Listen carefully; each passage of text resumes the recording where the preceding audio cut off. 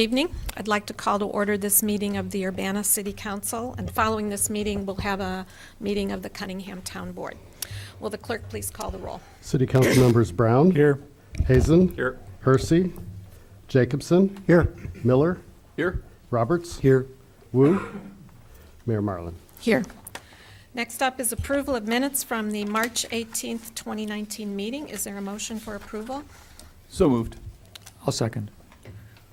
Moved by Jared, seconded by Dennis. Are there any corrections? Okay.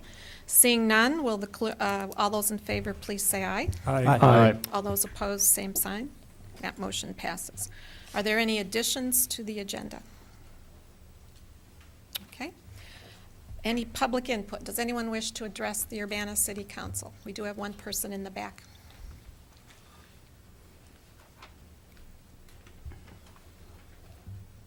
Sorry, I was tardy and I didn't do my form yet. You can go ahead and speak and then fill out your form. Just tell us your name, please. My name is Robert Naiman. I live at 802 East California, Urbana. I wanted to address you to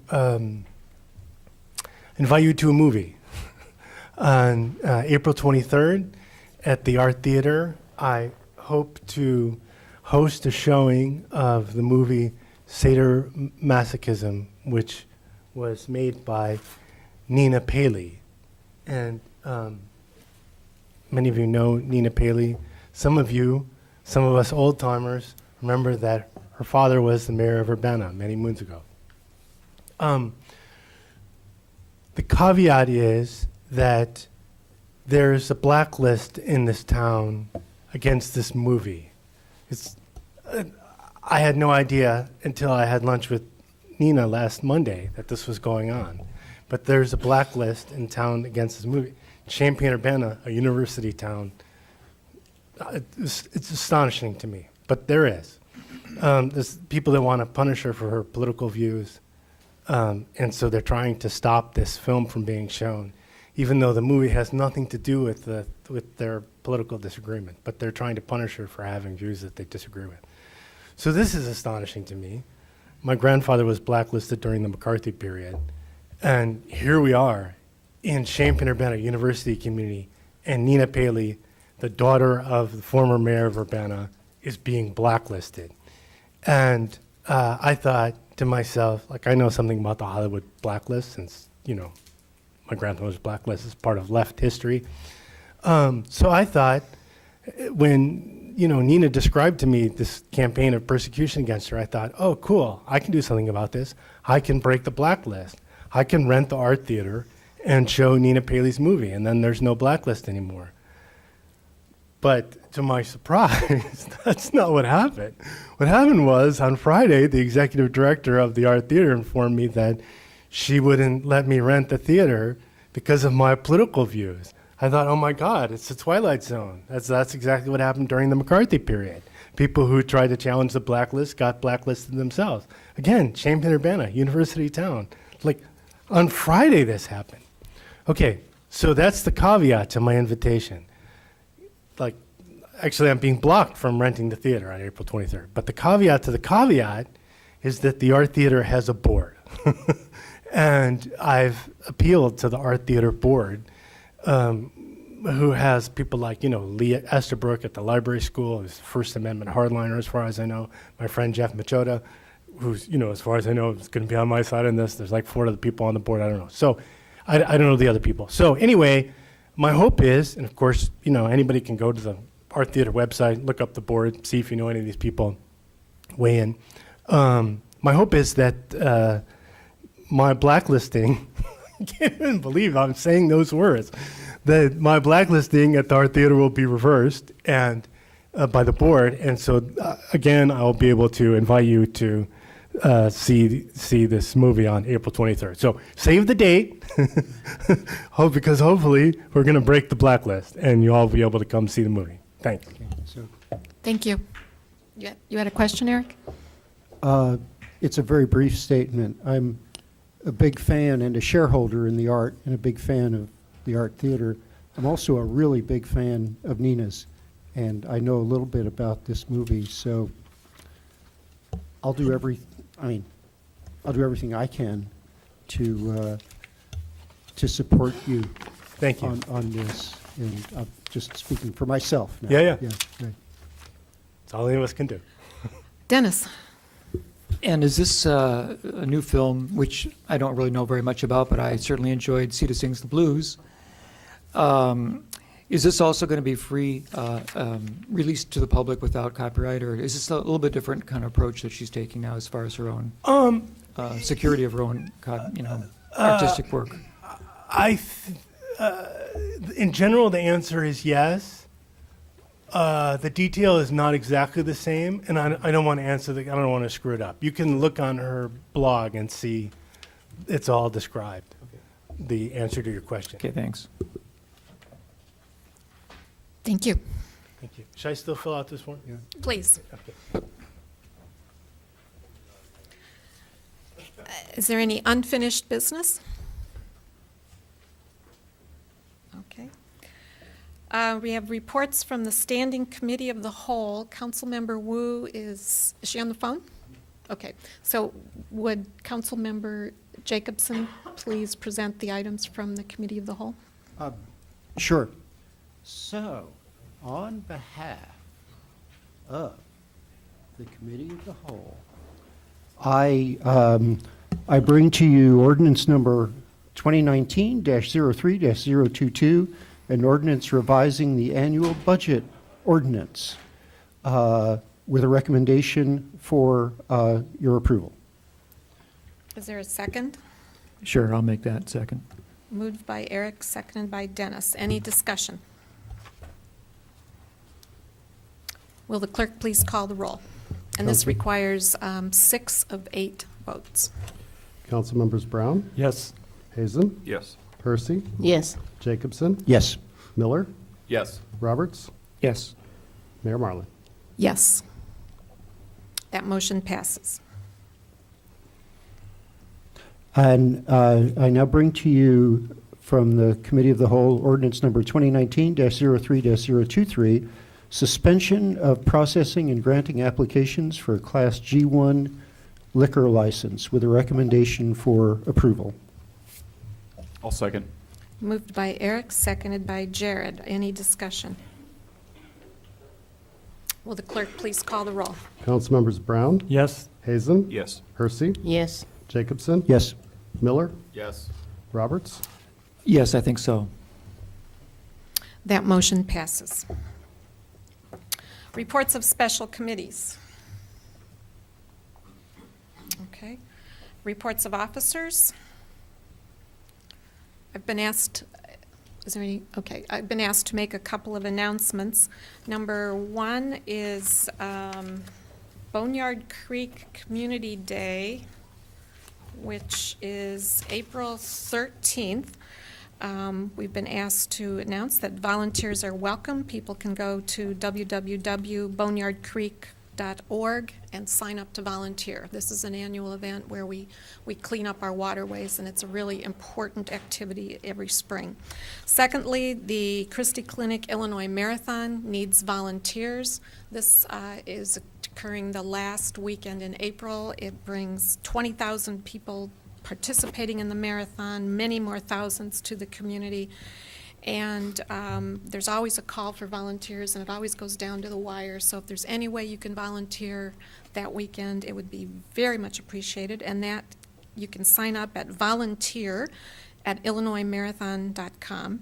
And then a reminder, tomorrow is Election Day. It's the last chance you have to vote in some very important elections here in this city for Park Board, for School Board, and then we have Parkland College Board and some other elections as well. So tomorrow is the last day to vote, April 2nd. And then I've been asked to remind council members Jared Miller to be sure to sign. Oh, there he is. I'll remind him when he comes back in the room. Okay, that's it for announcements. Any new business? Okay, seeing no further business before this meeting, or this body, this meeting is adjourned. Thank you.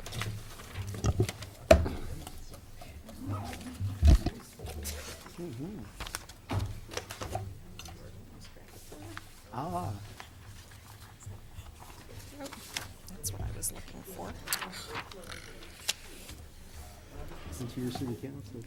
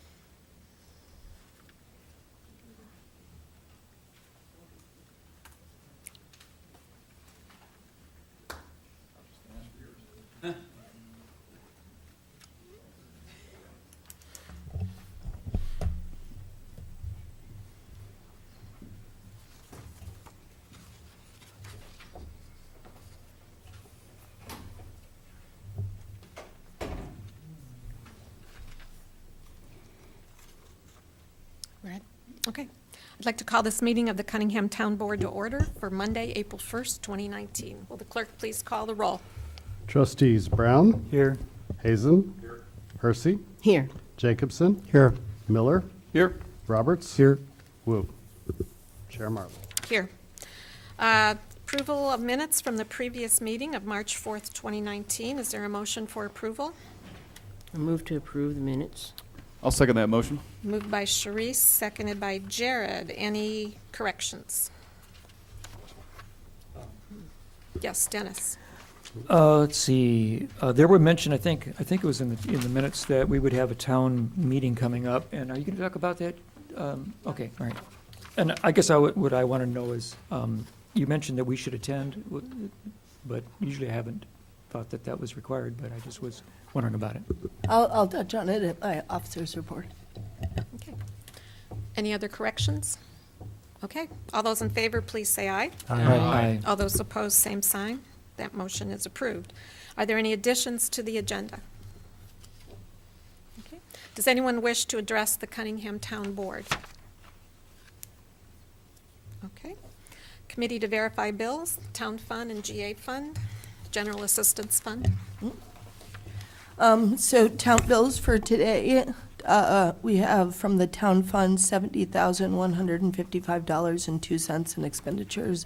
From the general assistance fund, we have $85,019.05, and that brings us to a total of $155,174.07. You received the bills on Thursday, and I'm happy to answer any questions you might have. Any questions? Okay. I'll move approval of the town fund and the general assistance fund. Moved by Jared, seconded by Dean. Any further discussion? Okay. All those in favor, please say aye. Aye. All those opposed, same sign. That motion passes. Officers report. Well, hopefully we'll get you out of here because it's two brief meetings. General assistance participants, we're basically leveling out at about 110, which is great news. I was thinking we'd average closer to 125. So we're at 112, up from 111 last month. We seem to be kind of bumping up and down. We'll actually have a number of case closures this month, so we'll see how it works out if we stay level or not. We are seeing a number of folks getting sufficient income. We've also had a slew of folks who have been approved for SSI payments, so both of those are positive developments. The data is actually almost exactly the same as last month, so I won't go over that piece. For homeless assistance, we did serve 13 households this past month, up from 6. 7 of those were homeless households moved into housing with rental assistance. 6 were avoided homelessness with eviction prevention assistance. And we are seeing a number of people from the who are in subsidized housing. So there's a larger number, I think 3 households in total had subsidized housing.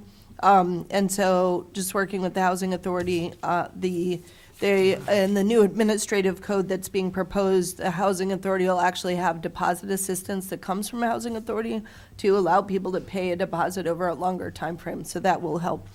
And in terms of, the only other announcement I have is the annual Cunningham Town Meeting will be Tuesday, so a week from tomorrow, at 6 o'clock, not 7.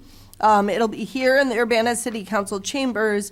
We will be presenting on the financial state of the township, looking at the last 20 to 30 years of historical data, both on poverty and need, so what it looks like in Urbana, as well as particularly looking at the caseload and how it has looked. I think we have data going back to 1975. We actually have data going back to the beginning of time, if I want to take it out of this little handwritten blue book that sits in the corner. But in terms of the data that I think would be relevant for our discussion, looking at since I was born is probably long enough of a time frame to look at. So, and then we also be looking at the programs and how they've changed, including what medical payments used to look like, how that changed over time. We have data on the levy that goes back 15 years, what the levies look like. It's the differences between the town fund and the general assistance fund have varied quite a bit. And then what the expenditures, the actual dollar figures expended per year on general assistance, which does vary as well. So I would encourage you to come and invite your friends and neighbors, also inviting the public to come. We'll be sending out an announcement tomorrow, we have a Facebook space now, and we've been promoting through that space as well. So I'd like people to get involved in the future of their township, and that'll be a good opportunity to do so. I think the assessor side will also be talking a little bit big picture about bringing the assessor's office into the digital age, going online, what that means for customers and how they'll be able to access. And I think there's a real interest in looking at, as we approach a quad year, what that's going to, what does that mean so that taxpayers and property owners and the renters who pay into those property taxes are informed about what's to come in 2020. So I encourage folks to get involved, and certainly the town board members are welcome to come, although you will be equal to everyone else who comes. Rather than official town board members, you will be members of the community. Any questions? Go ahead. Has any referenda come from the citizens? Sometimes these things do come up and are discerned in the town board meetings. Yeah, I believe they would have had to put it on the agenda in advance, and we do not have any referenda on the agenda. Okay. Any other questions? Charlie? Yeah, I'll just point out that the voters at the town board meeting need to be registered voters in Cunningham Township. That's the only requirement for them to be able to cast a vote, but everybody is welcome to attend. Yep, it's open to the public. And is it broadcast on UPTV, do you know? Or is that something we should look into? I think we're trying to arrange for that. Okay, that'd be great. Dennis? Give us the date again. It is Tuesday, April 9th, which is a week from tomorrow at 6 o'clock here in Urbana City Council chambers. Mayor? Yes. Well, I was going to add is that one thing to consider next year, if there's no requirement that it be at 6 o'clock, that is the earliest time that one may have it. We might want to consider setting next year's Okay. 2020 for 7 o'clock if that's a more convenient time. Okay. I expect, that the entire meeting will probably last about 45 minutes, just in case you're planning for dinner. It'll be pre-dinner. Okay. Great. Anything else? I think that's it. William, did you have anything?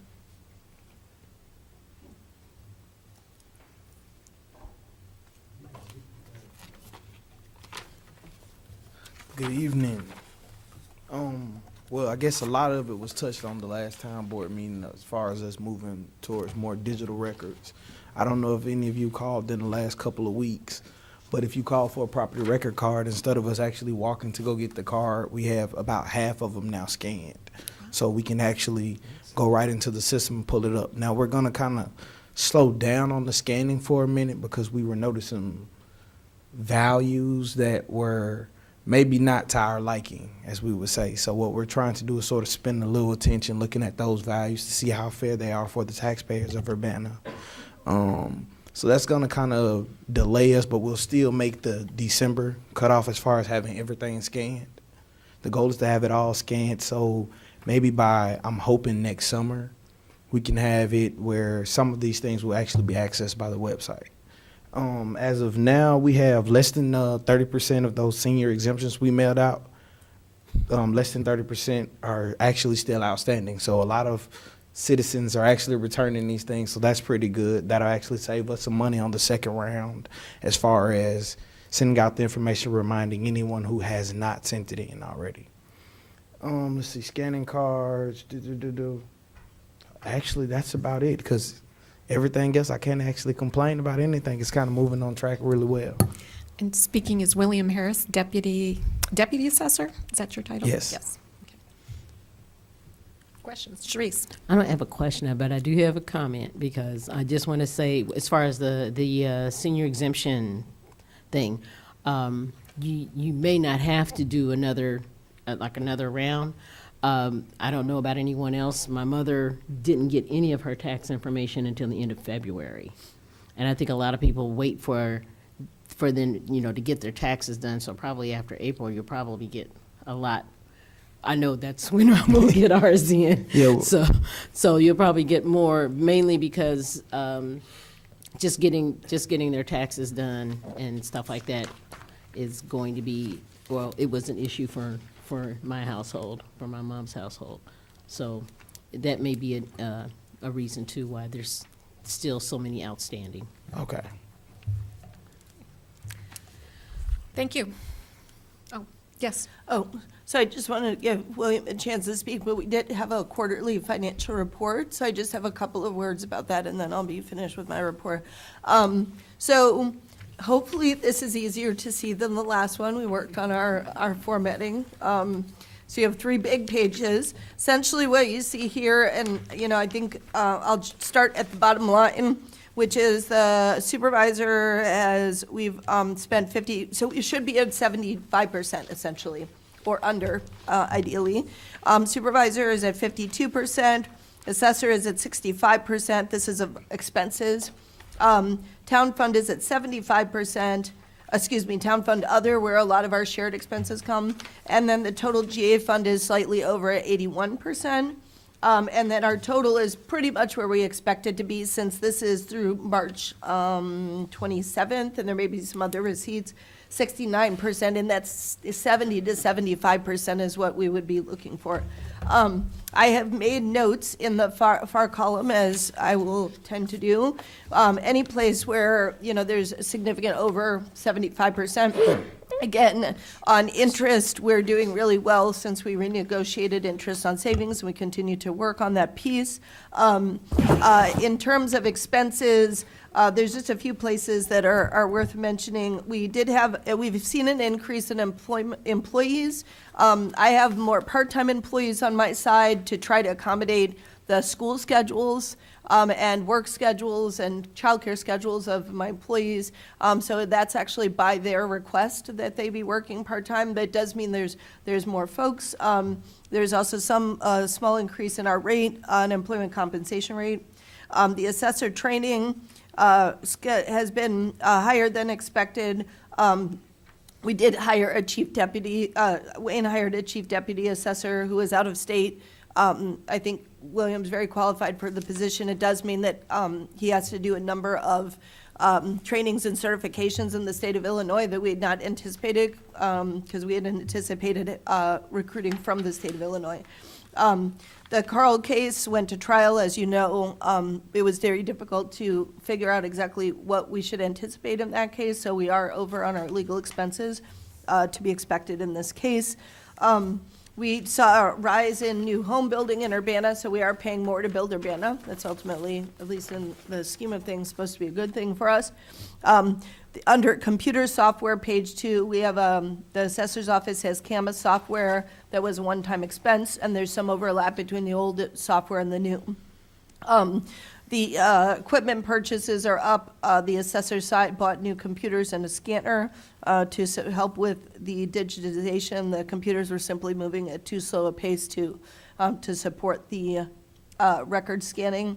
We have been restructuring our space pretty significantly. You can come over and visit us. We're trying to pack more people into a small space. So been a lot of restructuring of and reconfiguring of spaces, moving lots of files downstairs, getting some new office furniture. I think ultimately because the supervisor side, we have now 4 volunteers and 6 interns in addition to our staff, so just trying to accommodate everyone. Ultimately, we are able to serve more people, but it means office supplies and some of the space restructuring. We changed to a new phone system. There was we had a 2-month overlap in that phone system. We had budgeted for 0, and we have had to buy additional phones for the staff. And then if you go to page 3, we continue to see, we have constrained our bus pass program, so we're very clear that the bus passes only go to those who are confirmed for general assistance or housing assistance.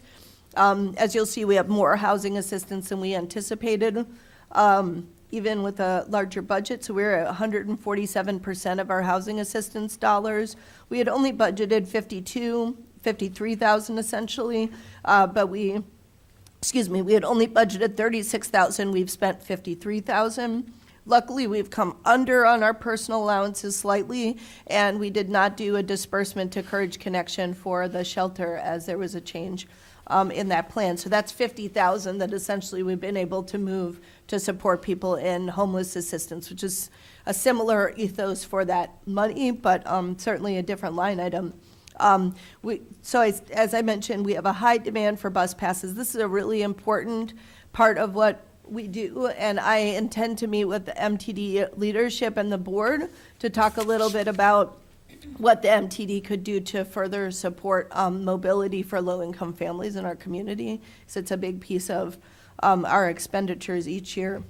So essentially, I think things overall are healthy because we've been able to come under on administrative costs and some of our other facilities improvement costs, and we have gone over in the areas of especially the rental assistance and eviction prevention. We are taking the approach, as is Andy. Andy is at about the same percentage. I checked with him 2 weeks ago, and he's at about 150% of his budget as well. I think both of us have been messaging that we're in the middle of an affordable housing crisis in our community, and we can see this in the programs that we have. Both his office and my office has reallocated funds from other line items to support rather than limiting those programs. I think the programs continue to be really important part of vitality within the community and preventing homelessness and keeping people from being street homeless. So I continue to support even though we are over the budget in that regard. I'm happy to answer any questions that you have about the quarterly financial report.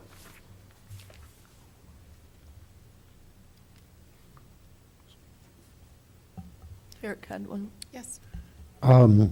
So typically I will think about being on an economic par somehow with Champaign.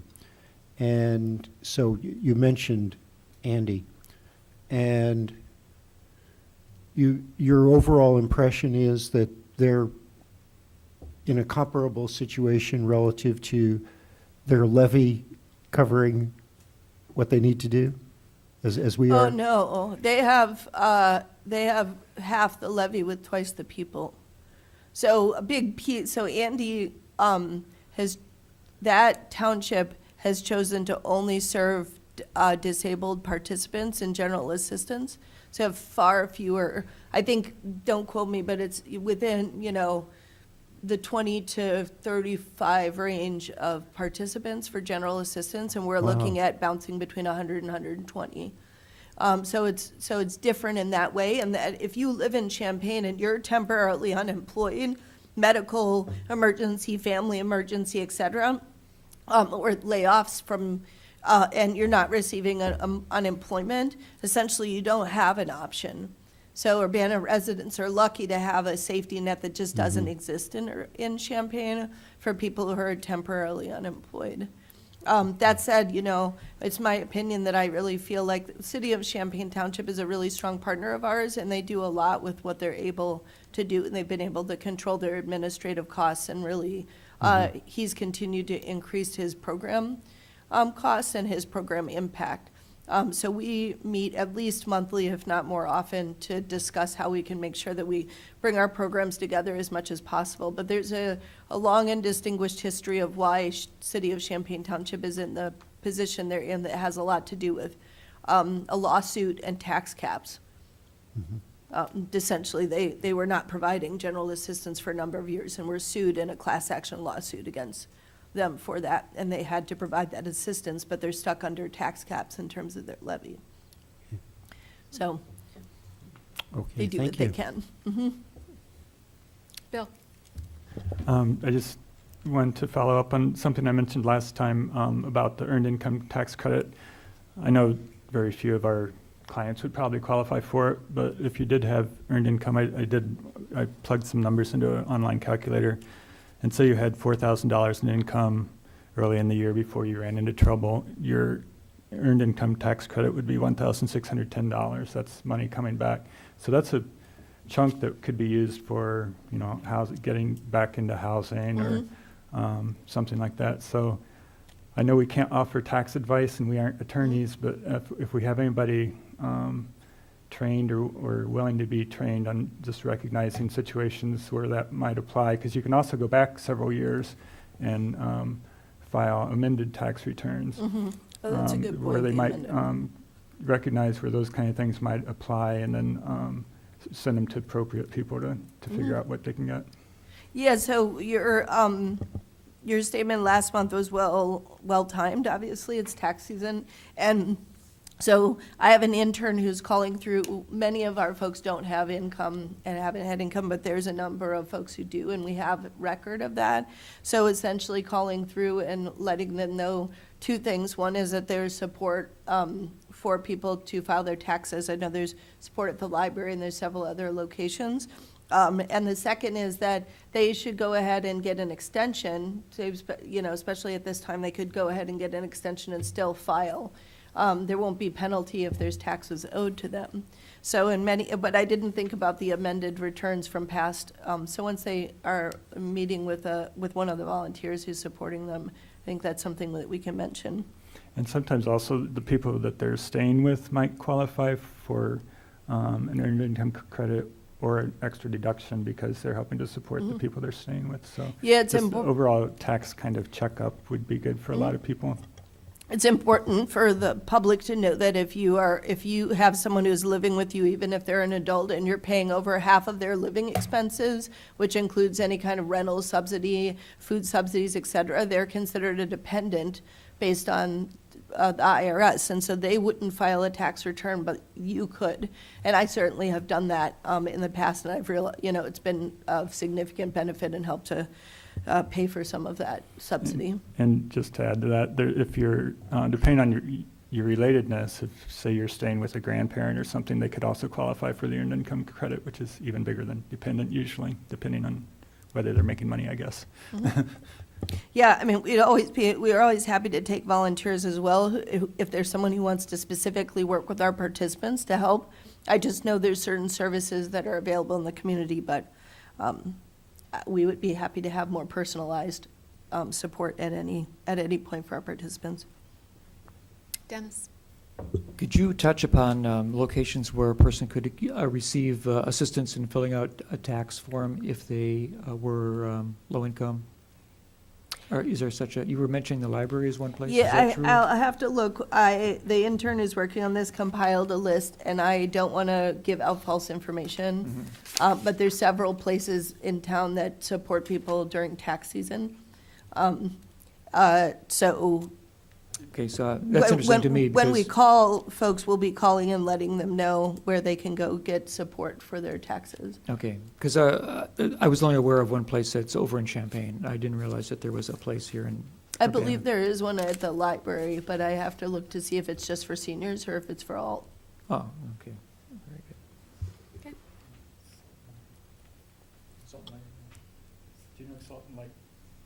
Do you know if Salt and Light has anything? Honestly, I just haven't had a chance to check in with the interns, so I will make sure that I. I know they look at have it. in the past. I don't know if they have this year or not. Okay, that's great. Are we on to unfinished business? None? There's Any new none. business? No. Okay, with no further business before this body, this meeting is adjourned. We'll see you next Tuesday. Well, we'll be here next Monday. We'll also be here next Tuesday. So.